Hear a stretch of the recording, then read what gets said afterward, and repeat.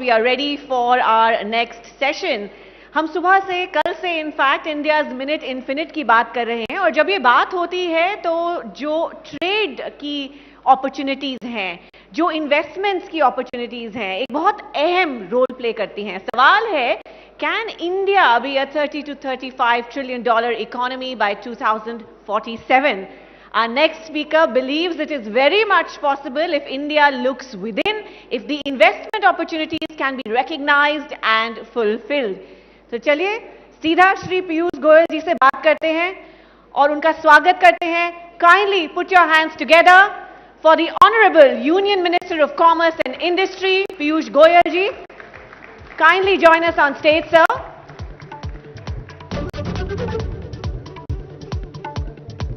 एक बार फिर दोस्तों, a huge round of applause for the Honorable Minister and Chitra Tripathi as the session chair.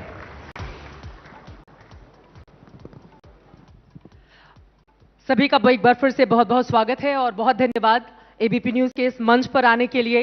केंद्रीय मंत्री वाणिज्य उद्योग इस समय संभाल रहे हैं और आपको बता दें पिछले 40 वर्षों से भारतीय जनता पार्टी से लगातार जुड़कर शून्य से शिखर तक का सफर आपने तय किया. 3 बार राज्यसभा के सांसद रहे और मौजूदा वक्त में हम मुंबई में मौजूद हैं. मुंबई नॉर्थ से आप सांसद हैं और इसी के साथ ही आपके पास और भी कई अहम जिम्मेदारी है. बहुत बहुत शुक्रिया और धन्यवाद आपका. और मेरा पहला सवाल आपसे यह है, जिस कार्यक्रम का आयोजन हमने किया है, आपके लिए भारत का विचार, आइडियाज ऑफ इंडिया क्या है? मुझे लगता है कि भारत जीवंत 140 करोड़ लोगों का आत्मविश्वास है कि हम अपने देश को भी आगे चल के एक बहुत महान राष्ट्र फिर एक बार बनाएंगे. जो हमारे इतिहास में, जो हमारे विरासत में, जो हमारी सांस्कृतिक धरोहर रही है, उसका भी हम और मजबूती से विकास देखना चाहते हैं. आर्थिक दृष्टिकोण से भी विकास देखना चाहते हैं. एक प्रकार से जो माननीय श्रद्धेय पंडित दीनदयाल उपाध्याय जी ने एकात्म मानववाद की बात की थी, इंटेग्रल ह्यूमनिज्म, कि व्यक्ति तभी संतुष्ट रह सकता है, खुश रह सकता है, जब उसका पूरी तरीके से विकास हो, होलिस्टिक और कॉम्प्रिहेंसिव डेवलपमेंट. सिर्फ पैसा कमा लेना या सिर्फ धार्मिक विषयों की चिंता करना, सिर्फ सांस्कृतिक विषयों की चिंता करना यूनी डायमेंशनल नहीं है. व्यक्ति मल्टी डायमेंशनल विकास जब होगा व्यक्ति का, तभी भारत का विकास होगा. और मुझे लगता है 140 करोड़ भारतवासियों ने तय कर लिया है कि भारत में विकास भी हो और भारत की विरासत भी और मजबूत हो. विरासत और विकास के साथ आप आगे बढ़ रहे हैं, लेकिन भारतीय जनता पार्टी में ऐसा क्या है? अभी 2 दिन पहले दिल्ली के रिजल्ट आए, 26 सालों के बाद वहां पर भारतीय जनता पार्टी की सरकार बनी और 2018 में ऐसा था जब 21 राज्यों में बीजेपी और एनडीए की सरकार थी और मौजूदा वक्त में एक बार फिर से आप लोग उसी 21 के आंकड़े को छू चुके हैं. तो बीजेपी के अंदर ऐसा क्या है कि लगातार 3 बार न सिर्फ केंद्र में इस पार्टी ने हैट्रिक लगाई, बल्कि देश के 21 राज्यों में बीजेपी एनडीए की सरकार मजबूती से बनी हुई है? मेरा मानना है कि अगर इस पूरे विषय को एक शब्द में जवाब देना हो तो वो होगा विश्वास. आज भारत के लोगों में प्रधानमंत्री नरेंद्र मोदी जी और भारतीय जनता पार्टी की विचारधारा पर विश्वास है कि राष्ट्र हित सर्वोपरि रहेगा. देश हमारे लिए पार्टी और व्यक्ति से ऊंचा है और साधारणतः भारतीय जनता पार्टी का हर एक कार्यकर्ता, हर एक नेता देशभक्ति के साथ जनता की सेवा के उद्देश्य को सामने रखकर काम करता है. हो सकता है कि कुछ एक आध 4 केसेस गलत भी किधर आपको मिल जाएं, लेकिन एक लोगों में विश्वास है कि अच्छे मूल्यों के साथ, अच्छे विचार के साथ लोगों के लिए चिंता करना, लोगों की सेवा करना, ये मूल भावना के साथ हर एक भाजपा का कार्यकर्ता काम करेगा. ये भी बात लोगों में लगभग एक आनंद की बात है कि यहाँ पे नेता नेतागिरी कम और एक कार्यकर्ता की भावना से काम करता है। मैं अभी अपनी कॉन्स्टिट्यूएंसी से आ रहा हूँ, उत्तर मुंबई में था सुबह से। मुझे लगता है सुबह से जब मैं निकला हूँ वहाँ से 1 बजे, तब तक कम से कम 400-500 लोगों को मिला हूँगा। हर एक के साथ, ग्रुप्स में आते हैं लोग, हर एक के साथ व्यक्तिगत बात हुई, हर एक के विषय पे चिंता की, हर एक के विषय को आगे क्या कार्रवाई होनी है, कुछ विषयों पे तुरंत कार्रवाई की। एक ये जो आत्मीयता का संबंध है जो हमारे जनप्रतिनिधि और जनता के बीच बना है, वर्षों वर्षों से बन रहा है, और प्रधानमंत्री मोदी जी, माननीय अमित भाई शाह के नेतृत्व में जो पार्टी और पार्टी के कार्यकर्ता और जनता के बीच का संवाद, जनता के बीच का रिश्ता और मजबूत हुआ है, उसी के कारण आज जनता में लोकप्रियता प्रधानमंत्री जी की बढ़ती ही जा रही है। हर सर्वे देखते हैं तो उसमें उनकी पॉपुलैरिटी और सुधरती है। आज विश्व के सबसे लोकप्रिय नेता 10 वर्ष तक बनना लगातार, ये कोई साधारण उपलब्धि नहीं है। यकीनन साधारण से असाधारण नेता तक का ये बड़ा सफर है, न सिर्फ प्रधानमंत्री का बल्कि आपका भी, क्योंकि 3 बार आप भी अलग अलग मंत्रालय, जब से मोदी सरकार ने हैट्रिक लगाई है, बहुत बड़े बड़े मंत्रालय आपके पास रहे हैं। अब मैं आ जाती हूं मौजूदा जो मंत्रालय आपके हिस्से में है उससे जुड़े सवालों पर। जब से राष्ट्रपति ट्रंप बने हैं अमेरिका के, लगातार टैरिफ को लेकर हिंदुस्तान को वो आंखें दिखा रहे हैं, जिसके बाद जो भारत का उद्योग जगत है वो डरा हुआ है। तो उसको कैसे भरोसे मिलेंगे आप, क्या कर रही है? ये आपको किसने कहा कि उद्योग जगत डरा हुआ है? मेरा तो लगातार उनसे संपर्क रहता है। भारत का उद्योग जगत इसमें असीम संभावनाएं देखता है, और भारत और यूनाइटेड स्टेट्स ऑफ अमेरिका दोनों लोकतांत्रिक देश हैं। दोनों देशों में वास्तव में कोई कंपटीशन नहीं है। उनकी इकोनॉमी आज $80,000 पर कैपिटा इनकम की इकोनॉमी है, भारत $3,000 पर कैपिटा इनकम की इकोनॉमी। अब जो चीजें भारत में बनती हैं, जो चीजों में हम माहिर हैं, जो चीजें हमारी ताकत है, वो अमेरिका में कभी बन ही नहीं सकती है उस दाम पे। और जो अमेरिका से हमें मिल सकता है वो आज भारत में नहीं है, चाहे वो मॉडर्न टेक्नोलॉजी हो, आर्टिफिशियल इंटेलिजेंस की नई सोच हो, अनुसंधान हो, चाहे वो डिफेंस कैपेबिलिटीज हो। तो हम दोनों स्पर्धा में नहीं है, हम दोनों एक दूसरे को कॉम्प्लीमेंट करते हैं, हम दोनों एक दूसरे के साथ मिलके फोर्स मल्टीप्लायर बनते हैं। जो माननीय प्रधानमंत्री जी ने भी वहां पे कहा कि मागा plus मीगा, make America great again and make India great again, जो हमारा संकल्प है, ये दोनों मिलके एक मेगा पार्टनरशिप फॉर प्रोस्पेरिटी बनते हैं। और मैं समझता हूं वास्तव में अमेरिकन बिजनेस हो, भारतीय बिजनेस हो, अमेरिकन लोग हो, भारत के लोग हो, हम दोनों के आपसी संबंध इतने अटूट हैं, इतने मजबूत हैं कि हम तो इसमें अपार असीम संभावनाएं देख रहे हैं, खोज रहे हैं। और मेरा तो लगातार मिलना जुलना रहता है वहां के उद्योग जगत के लोगों से। तो everybody is very bullish, everybody is very buoyant, everybody is very confident. और जो नेसेयर्स हैं, जो थोड़ी बहुत नकारात्मक सोच रखने वाले लोग हैं, वो अपनी मुंह की खाएंगे, ये मैं आपको दावे के साथ कह सकता हूं। अमेरिकी यात्रा के दौरान प्रधानमंत्री नरेंद्र मोदी ने एलन मस्क से भी मुलाकात की। हिंदुस्तान में टेस्ला को लेकर क्या है आगे की प्लानिंग, क्योंकि वो जॉब अपॉर्चुनिटी की भी बात भारत के संदर्भ में अब कर। भारत तो सभी का स्वागत करता है। भारत स्वागत करता है कि दुनिया भर से लोग भारत में आए, निवेश करें, यहाँ पे मेक इन इंडिया प्रोग्राम का लाभ लें, भारत की जो टैलेंट है, भारत की जो स्किल्स है, उसका लाभ लें। मैं मानता हूं आपके सभी दर्शक जानते होंगे कि आज दुनिया में सबसे ज्यादा stem graduates, science, technology, engineering और मैथ्स, स्टेम ग्रेजुएट्स दुनिया के सबसे ज्यादा भारत में तैयार होते हैं, भारत में पढ़ लिख के सेवा करने के लिए तैयार रहते हैं। और वैसे उसमें 43% आर विमेन, हमारी बहनें, हमारी बेटियां 43% है उसमें। और ये ताकत का लाभ टेस्ला भी उठाए।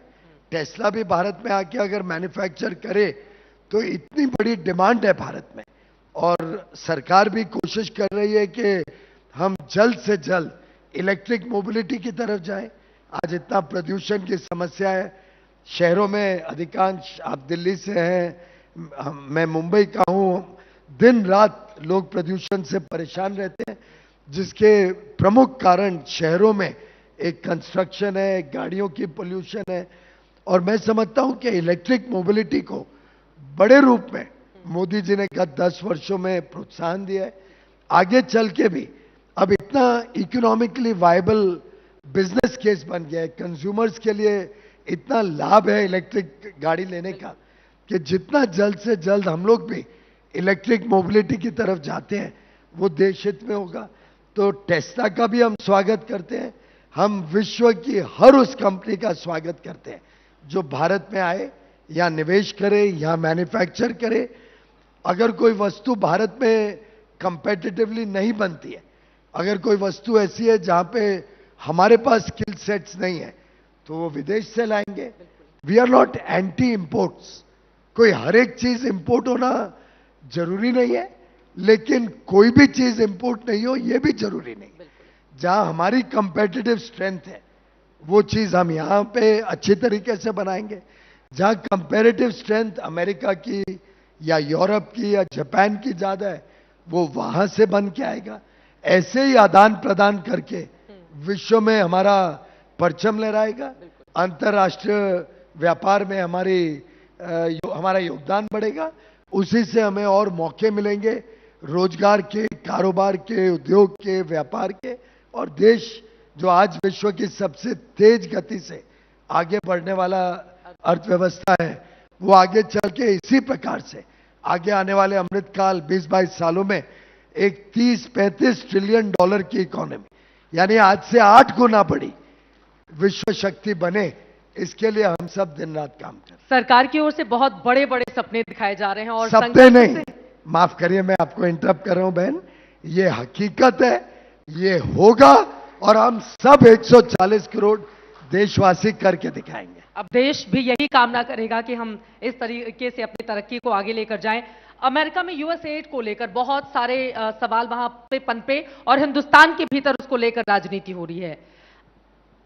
अमेरिकी राष्ट्रपति ट्रंप ने कहा कि भारत की चुनाव को भारत में तो कोई राजनीति नहीं हो रही है। भारत के लोग बिल्कुल स्पष्ट है कि इस प्रकार का हस्तक्षेप करना एक लोकतांत्रिक देश में पूरी तरीके से नामंजूर है। भारत के लोगों को, इन लोगों का पर्दाफाश होना चाहिए। जिन्होंने भी ऐसे विदेशी पैसा लेके भारत को अस्वस्थ बनाने की, भारत में तकलीफें लाने की कोशिश की है, इनका पर्दाफाश होना चाहिए। इनके ऊपर कड़ी से कड़ी कार्रवाई होनी चाहिए। और मैं समझता हूं ये ऐसा एक भी व्यक्ति नहीं होगा जो चाहेगा नहीं कि इनके ऊपर कार्रवाई हो। बिल्कुल, अमेरिका का किसी भी तरह का हस्तक्षेप हिंदुस्तान की पॉलिटिक्स में क्यों हो, लेकिन इसके पीछे कौन सी ताकतें हैं? जो ट्रंप कह रहे हैं, क्या आप उनकी बात से सहमत हैं कि जो बाइडेन की ओर से ये सब कुछ करवाया गया है? अब ये तो इन्वेस्टिगेशन एजेंसीज इन्वेस्टिगेट करके ही तय करेंगी कौन सी ताकतें हैं, कौन सी नहीं है। लेकिन दो चीजें स्पष्ट हैं। एक तो जॉर्ज सोरोस जैसे जो ताकतें अमेरिका में एंटी इंडिया फोर्सेस हैं, उनके जो मित्र भारत में जयचंद बने हुए हैं, उनका पर्दाफाश जनता के बीच में होना आवश्यक है। जो लोग ऐसे दोस्त रखते हैं जो विश्व पटल पर भारत के लिए बुरा बोलते हैं, बुरा सोचते हैं, ऐसे लोगों पर भारत में भारत के लोगों को चिंता करनी चाहिए ऐसे ताकतों से, और ऐसे लोगों को आवश्यक कार्रवाई होनी चाहिए।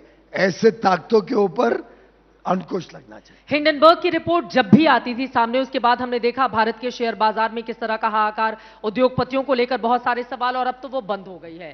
तो भारत सरकार ने भी बड़ी राहत की सांस ली होगी।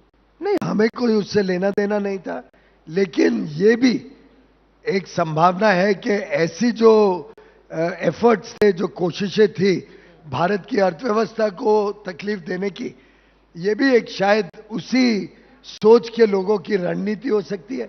आप सोचिए, जब पार्लियामेंट सेशन शुरू होना होता था जब कोई विशेष भारत की उपलब्धि सामने आती थी, कोई बड़ी चीज भारत में होने जा रही थी, तब तब ऐसी ताकतें अपना सिर उठाती थी।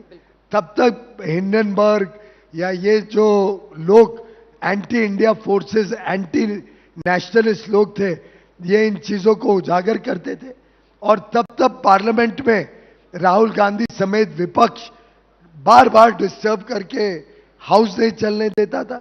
एक प्रकार से देश की विकास यात्रा को ऑब्स्ट्रक्ट करने का, उसमें अड़चने लाने की एक कोशिश थी। राहुल गांधी किससे मिले हुए हैं? किसकी ओर आपका इशारा है? किसकी ओर क्या, ये तो बड़ा स्पष्ट है, पूरी दुनिया ने देख लिया है किस टाइप के लोगों को वो विदेश जाके मिलते हैं, कैसे वो विदेश जाके एंटी इंडिया फोर्सेस के साथ लंचेस और ब्रेकफास्ट करते हैं, कैसे उनके मित्र जो विदेश में बैठे हैं भारत के बारे में बुरा बोलते हैं, जो लोग भारत के लिए बुरा बोलते हैं उनको और प्रोत्साहन देते हैं। सैम पिट्रोडा बैठे हैं उनके वहां पे, जो उनके सो कॉल्ड ओवरसीज काम को देखते हैं, उनके एक एक वक्तव्य को देख लो। उन्होंने तो यहां तक कि हम सबकी चमड़ी के रंग के ऊपर देश को बांटने की कोशिश की। तो मैं समझता हूं इन लोगों को टॉलरेट करना नहीं चाहिए। और यही है वजह जो आपने शुरुआत की थी कि बार बार फिर भारतीय जनता पार्टी पे लोगों को विश्वास आता है, बढ़ता है। इसीलिए हरियाणा में तीसरी बार प्रचंड बहुमत से जीते। महाराष्ट्र की विजय तो हम सब यहां जो बैठे हैं, मैं आप सबका धन्यवाद करता हूं। ये मुंबई में हो रहा है, जो स्वीप हुई है महाराष्ट्र में 235 सीटें 288 में से 90% भारतीय जनता पार्टी के प्रत्याशी जीते, इसलिए कि जनता को ध्यान में आया ये फेक नैरेटिव जो कांग्रेस और राहुल गांधी, उद्धव ठाकरे और शरद चंद्र पवार जी जिस प्रकार के फेक नैरेटिव से लोगों को गुमराह किया था, उनका पर्दाफाश हुआ। और जनता ने, शायद पहली बार होगा, असेंबली में लोकसभा से ज्यादा वोटिंग परसेंटेज हुई और उमड़ उमड़ के लोग आए कि कांग्रेस, उद्धव ठाकरे और शरद पवार जी को सबक सिखाया जाए। और दिल्ली का तो 27 वर्ष के बाद ऐतिहासिक 48 सीटें जीतना छोटी मोटी विजय नहीं। आपके चैनल में भी सर्वेस थोड़ा कोशिश कर रहे थे, कांटे की टक्कर है वगैरह। हमें स्पष्ट था कि माननीय अमित भाई शाह, प्रधानमंत्री जी, सबको स्पष्ट था कि जिस प्रकार से कुकर्म अरविंद केजरीवाल जी ने किए, जो भ्रष्टाचार के कांड, जिस प्रकार से दिल्ली वासियों को विकास से वंचित रखा, दिल्ली के लोग इसको टॉलरेट नहीं करेंगे और अवश्य सजा देंगे और सजा दी। अगर मैं कांग्रेस पार्टी या फिर राहुल गांधी की बात करूं तो कोई एक आइडिया अगर इस मंच से आपको देना हो, उन्हें क्या कहना चाहेंगे? क्या होगी सलाह आपकी? सबसे पहले तो मुझे लगता है उन्होंने देश के प्रति अपनी भावना ठीक रखनी चाहिए।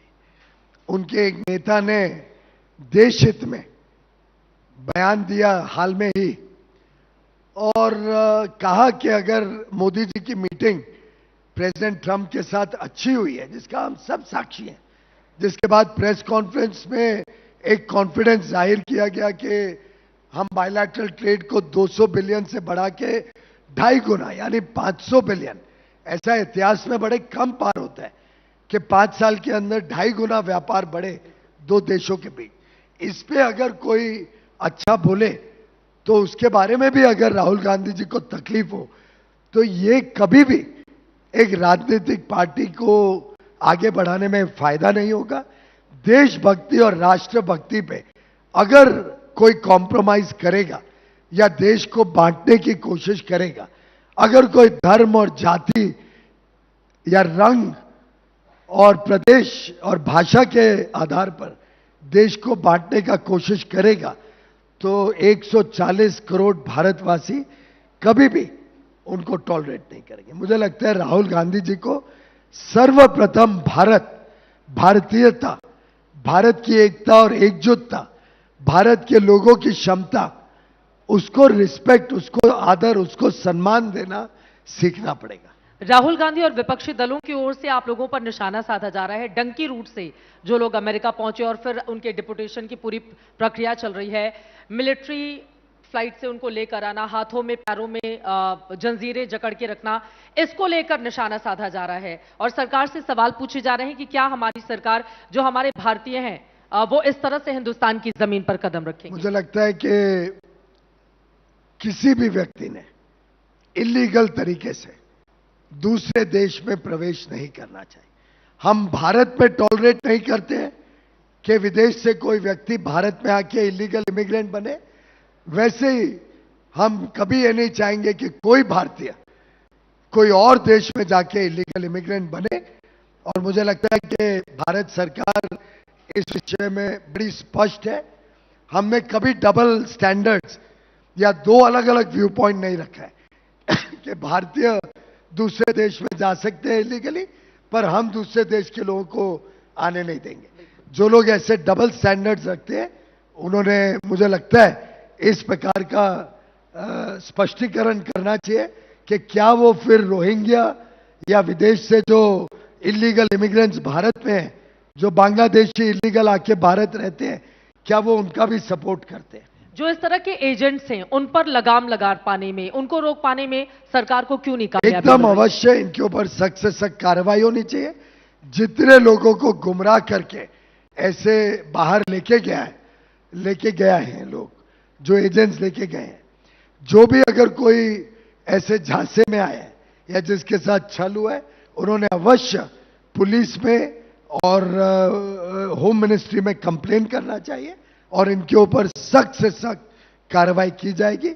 मैं अनुरोध करूंगा पंजाब की सरकार को भी, जहां से काफी बड़े पैमाने पे इस प्रकार की गतिविधियां चलती हैं, कि पंजाब सरकार ने भी ऐसे सभी लोगों पर सख्त कार्रवाई करनी चाहिए। आप यहां से सीधे, जब हमारे कार्यक्रम का समापन होगा, आपको चंडीगढ़ जाना है किसानों से मुलाकात करने के लिए। किसानों तक अपनी बात को पहुंचा पाने में सरकार क्या कामयाब हो रही है या कई ऐसी कमियां हैं? क्योंकि विरोधी दलों की ओर से किसानों के मुद्दे पर भी आप लोगों को संसद से लेकर सड़क तक लगातार घेरा जा रहा है। भारत में कितने राज्य हैं बहन जी? कितने? 28 राज्य हैं, यूनियन टेरिटरीज हैं। हम महाराष्ट्र में बैठे हैं, तमिलनाडु तो कांग्रेस की सरकार है, डीएमके कांग्रेस। केरल में कम्युनिस्ट की सरकार है। पश्चिम बंगाल में ममता बनर्जी की सरकार है। झारखंड में कांग्रेस की और हेमंत सोरेन की है। आपने किधर भी देश में इस प्रकार का कोई किसानों के बीच में असंतोष या आक्रोश देखा है क्या, सुना है क्या? मुझे लगता है कि भारत के किसान अगर हमसे खुश नहीं होते तो क्या हम तीसरी बार केंद्र में या महाराष्ट्र में 288 में से, दिल्ली में फिर एक बार, हरियाणा तो सटा हुआ है पंजाब से, कृषि प्रधान प्रदेश है, क्या हम इतनी प्रचंड बहुमत किसान के आशीर्वाद के बगैर ले पाते क्या? ये स्पष्ट बताते हैं भारत के किसान प्रधानमंत्री मोदी जी की नीतियों से संतुष्ट है। प्रधानमंत्री मोदी जी ने जितना भारत के किसानों के लिए किया है, मैं दावे के साथ कह सकता हूं आज के पहले कोई प्रधानमंत्री ने इतना काम किसानों के लिए नहीं किया।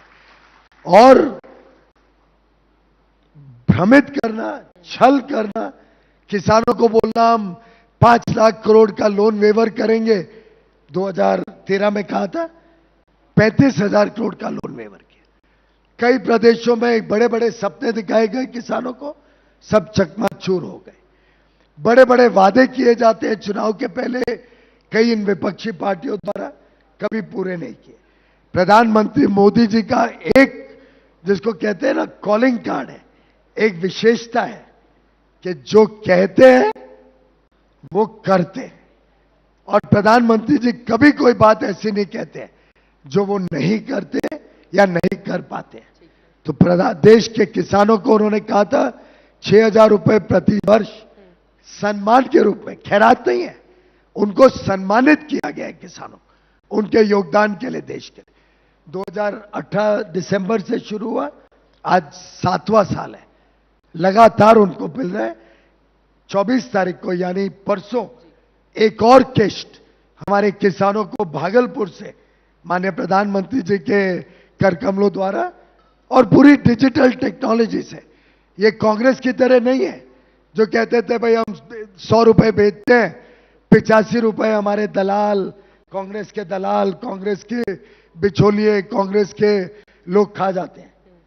हमारे शासन में एक एक रुपया जो जनता का, टैक्स पेयर्स का पैसा सरकार को मिलता है, एक एक पैसा का हिसाब दिया जाता है, एक एक पैसा जनहित और देश की सेवा में लगता है, चाहे वो देश के लोगों के जन सेवा के कार्य हो, लोक कल्याण के कार्य हो, चाहे इंफ्रास्ट्रक्चर डेवलप करना हो, चाहे एमएसएमई को सपोर्ट करना हो, किसानों को मदद करनी हो, मुफ्त में घर देने हो, मुफ्त में स्वास्थ्य सेवा देनी हो, नल से जल पहुंचाना हो, कुकिंग गैस कनेक्शन देना हो, 80 करोड़ लोगों को मुफ्त में भोजन देना हो।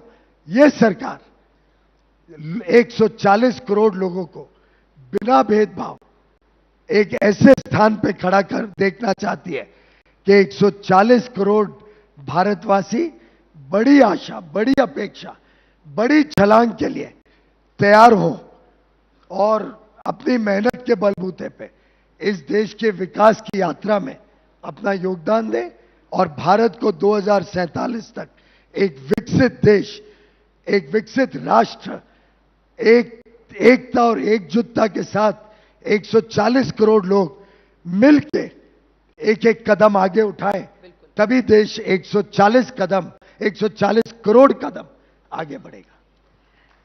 इसी वजह से शायद देश के, जिसका आप जिक्र कर रहे थे कि 28 राज्यों और विधानसभा वाले 3 केंद्र शासित प्रदेशों को मिला लें तो आप लोगों का राज्य 21 जगहों पर है। और जो अपेक्षाएं आप लोगों ने चुनावों के दौरान लोगों के जहन में डाली, उन उम्मीदों पर आप पूरी तरह से खरे उतरे और अटल जी के शब्दों में कि स्वप्न देखा था कभी जो आज हर कड़कड़ में है, एक नया भारत बनाने का इरादा मन में है।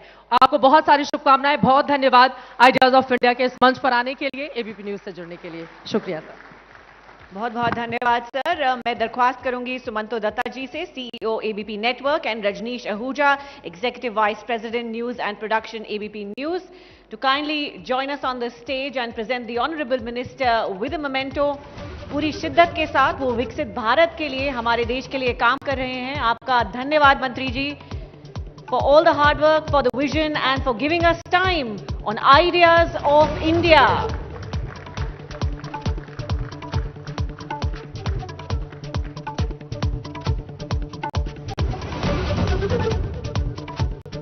Thank you sir. दोस्तों एक बार जोरदार तालियां। Once again let's show the honourable